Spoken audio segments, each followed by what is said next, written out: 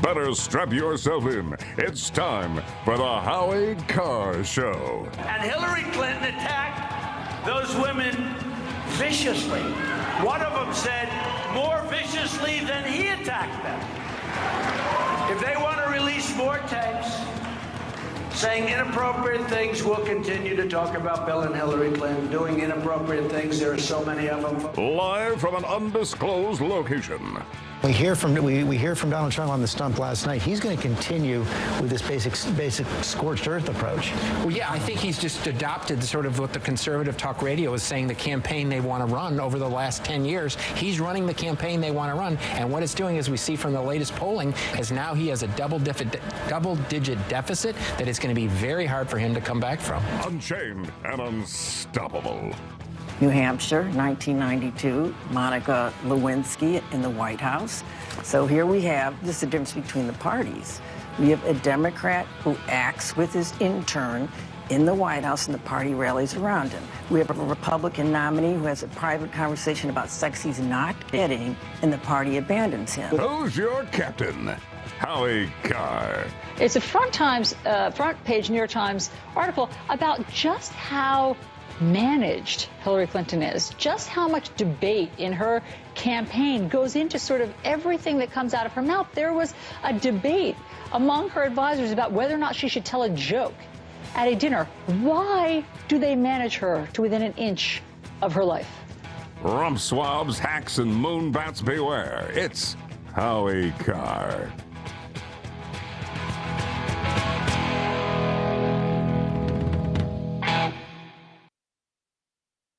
We've been talking about the Republicans dumping on Donald Trump.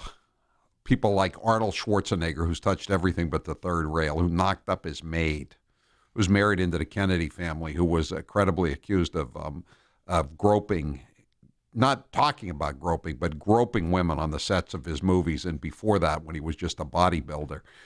And, of course, Paul Ryan, who called Dennis Hastert, who's now an inmate in a federal penitentiary for basically trying to cover up his sexual predatory career against young underage male wrestlers. He's in prison in Minnesota, Rochester, Minnesota, and Paul Ryan called him an honest, ethical man. And Susan Collins, the senator from Maine, who has voted against convicting Bill Clinton of high crimes and misdemeanors, even though he was disbarred and had to pay an $850,000 settlement for committing perjury and obstructing justice in the Paula Jones civil suit. She voted not to convict him. She can't vote for Donald Trump. And Bill Weld, the former governor of Massachusetts, who was on Sunday night with a New York Times reporter, and he was laughing about Donald Trump sniffling and saying that either he's got a cold for a long time or he's doing something that makes his nasal passages congest. Bill Weld saying this. In Massachusetts, we all know what Bill Weld is. It's just amazing. But we want to expand that. We're going to talk about that as we go along here. 1-844-500-4242. But I wanted to add something to the mix here. Heather McDonald, we're going to try to get her on tomorrow. She's been on the show before. She writes for the City Journal, and she's talking about the trumped-up outrage. And she's talking about the outrage of the media. This is the same media that looks the other way with the rappers. You know, like they love Beyonce and her female chorus line that rhythmically thrust their butts, crotches, and breasts to the camera while Beyonce brags of her sexual prowess.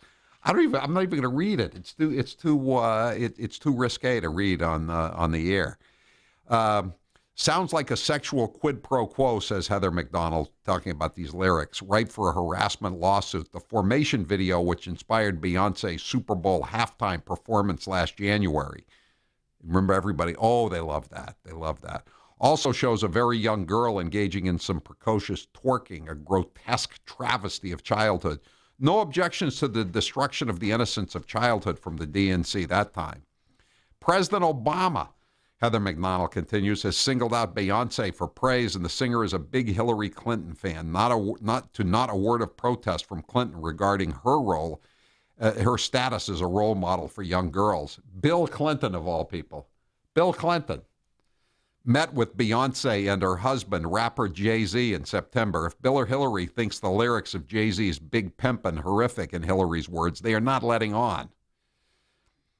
You know, I thug 'em, bleep 'em, love 'em, leave 'em, 'cause I don't bleep and need 'em. Take 'em out the hood, keep 'em looking good, but I don't bleep and feed 'em. I'm a pimp in every sense of the word, bitch. Bill Clinton meets with these people. But the Washington Post primly headlined its scoop on Trump's bus conversation with Bush, Billy Bush. Trump recorded having extremely lewd conversation about women in 2005. The New York Times follow-up story also labeled Trump's remarks lewd. If either of these papers, the Post or the Times, have ever objected to such lewdness in popular culture, it has escaped our attention. Have they objected to campus sex weeks, which routinely invite porn stars to offer how-to demonstrations on S&M sex? Do they squirm with discomfort when campus administrators pass out tips on the use of sex toys to achieve better orgasms? This is Heather McDonald. Amy Schumer, another Clinton fan, admits, I have used sex as a marketing tool and it has worked. I mean, my TV show was called Inside Amy Schumer. Democrat National Convention star, Hillary fan, and pseudo-campus rape victim Lena Dunham has not exactly set herself up as a model of sexual prudence either, nor has she shrunk from using her promiscuity as a selling point in the entertainment market. And then she got angry at the New York Giants receiver because he didn't think she was attractive. That makes two of us, Odell, by the way. The sudden onset of Victorian vapors among the liberal intelligentsia and political class at the revelation of Trump's locker room talk is part and parcel of the left's hypocrisy when it comes to feminism and sexual liberation. And then this is a key. A couple of texters have mentioned this. It is particularly galling to see the selective resurrection of Victorian values from the same crowd that has been pushing transgender locker rooms on the world in an effort to destroy the last shred of girls' innate sexual modesty. How true. How true. Following the release of the studio bus tape, Clinton said in his defense that Bill Clinton, quote, has said far worse to me on the golf course, unquote. That may be the most credible thing that Trump has ever uttered. That's Heather McDonald. Hope to have her on tomorrow, but we don't have her on today, so we're just going to go straight to the phone lines. 1-844-500-4242. And again, one last thing I want to mention. Dennis Hastert, the guy that Paul Ryan calls an honest and ethical man, and we have it posted on our website, he's now better known for his Bureau of Prisons number, 47991-424. He's in Rochester, Minnesota, former home of Raymond Rubber Lips Patriarca Jr., Jim, praise the Lord, Baker, and Lyndon LaRouche, another former Democrat candidate for president. Cindy, you're next with Howie Carr on the General Communications listener line. Go ahead, Cindy. Yes, Howie. I get a couple of points I'd like to make, and hopefully you can put it on your air. And this is that video with President Obama with the ribs and the you know what. How come we're not seeing more of that? Oh, and when he used the N-word? He used the N-word, right? No, the P word. The P word. Okay, the P word. Okay, yeah. Ribs in you know. Why does he get to do this and no one else?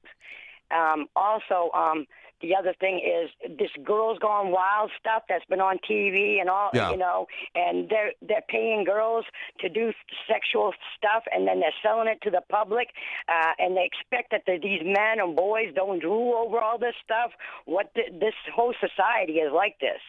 Yeah, I mean, I remember that halftime show, and they were all in these tight-fitting costumes, right? And they were coming on like they were anti-police too, on top of everything else. Beyonce and all these people, and yet that nobody. But again, that was art, man. That was great stuff. These people, were the same people who were coming after Trump were lauding Beyonce and her performance. It's just amazing. Thanks for the call, Cindy. With the 508, with the Trump nomination, the Republican Party is finally paying the price for decades of race baiting, gay bashing, and xenophobia. Race baiting? What are you talking? It's Hillary Clinton that said the former exalted Cyclops of the Ku Klux Klan was her role model. Gay bashing?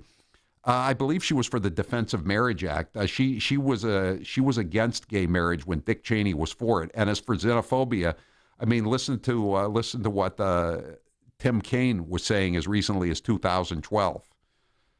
But this is the big lie. This is the big lie. This is what they all do. Gene, you're next with Howie Carr on the General Communications listener line. Go ahead, Gene. Howie, I love that term, Victorian vapors. But my point is, I gave this a lot of thought. Now the Republicans are all up in arms. And I get it. I don't agree with them. I am so pro-Trump. But this whole thing is all about their little fiefdom. They all make six figures. Their staff all make six figures. The lobbyists all make six figures.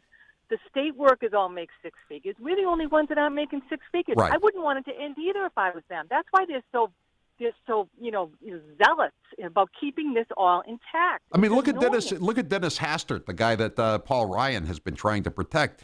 The guy, I mean, I got nothing against high school wrestling coaches, but this guy leaves Congress and he's making millions upon millions of dollars a year. What is he doing other than selling influence? That's how he was paying off all of the young boys that he raped when he was a high school wrestling coach back in Illinois. You're right. I mean, and look at Boehner now. Boehner has been hired by R.J. Reynolds Tobacco Company to protect menthol. He's gonna make sure that they can still put menthol in Newport cigarettes to hook black people. That's his job. I mean, that's what it boils down to. And again, what are Boehner's credentials? He's another career politician. You're absolutely right, Gene. The Democrats, the Republicans, they're all the same. They have no Hastert and Boehner have no more business becoming millionaires than Nancy Pelosi did, or Foley, the original Foley, not Mark Foley, but Tom Foley, the guy from Seattle, I believe. Thanks for the call, Gene. This is all about It's about protecting their fiefdoms. They want to. They don't care if America's burning. They're getting rich. They're gonna live in gated communities. The rest of us are gonna have to fight off all these people that they're bringing into the country. But they're gonna be okay. Thanks for the call. 1-844-500-4242. This hour of the Howie Carr Show is brought to you in part by Wicked Good Cupcakes. Danny and Tracy's new book, A Wicked Good Idea, is available now at wickedgoodcupcakes.com. Get your copy today. I'm Howie Carr. That's right, Howie Carr.